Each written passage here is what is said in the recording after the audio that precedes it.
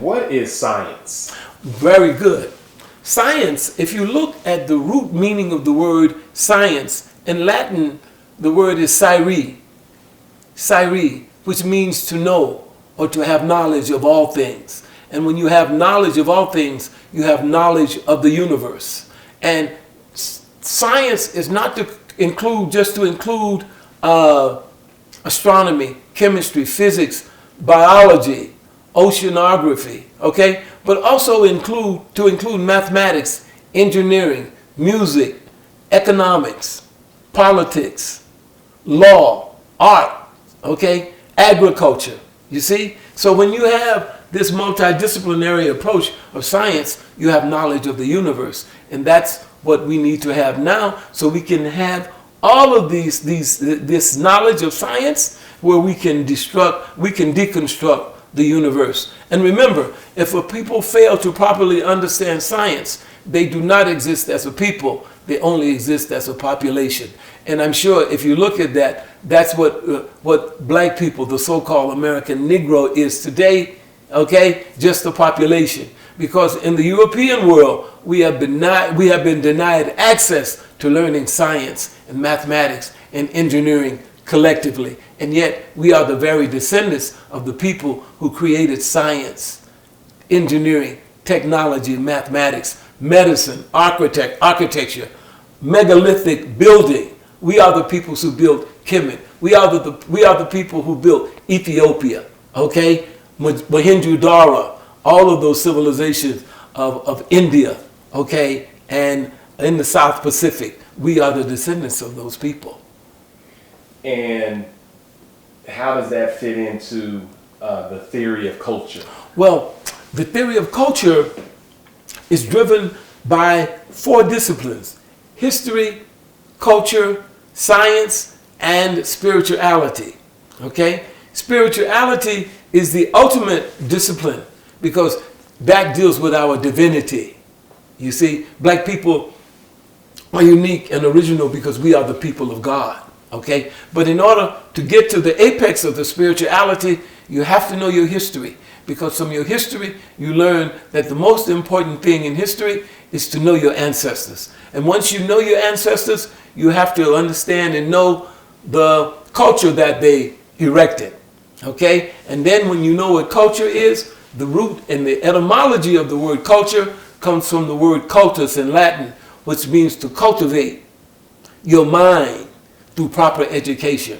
You see? And now, when you look at education, it has 2 roots, E and EX, which means out of, right?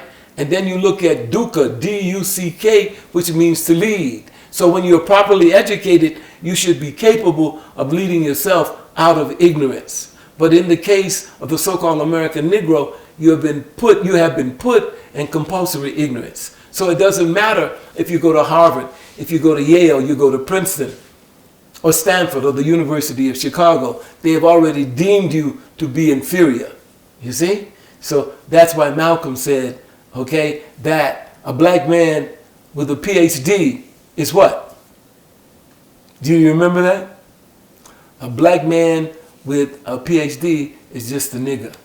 You see? And that's why we have a lot of blacks who've gone to, what we call Ivy League schools, but they don't have sufficient knowledge to help to eliminate the compulsory ignorance that we have in our schools. So that's why the Honorable Elijah Muhammad came on and he said, education for the so-called Negro must be beyond the 3 R's, beyond reading, writing, and arithmetic. But we must have proper education, which must include the history of humanity, the history of black civilization, the knowledge of the universe, which must include all of the sciences. When you think of that word nigger, can that also be a bastardization of the word Niger? Yes, yes. And can you talk about the relationship of the Niger and the so-called Negro in North America? Well, the word Niger is almost, we know in Latin these words have roots, but the two are they're almost the same. You have Niger in Africa, you have the Niger River, and then you have Nigeria, okay, all from the same root, you know. And then some people, they even call Nigeria Nigeria, you know. So those three terms are basically all relative. Okay, and then so I'd like for you to talk a little bit about the origin of creation and then the slides that you use. Like, can you give us an idea of some of the slides that you use when you give that lecture to the public? Yes, the thing that you have to first, you have to be able to understand, you know, the etymology, the root meaning of the words that relate to the origin of man. I always go back to my school when I was in the 10th grade at C.A. Johnson High School. I had a world history teacher.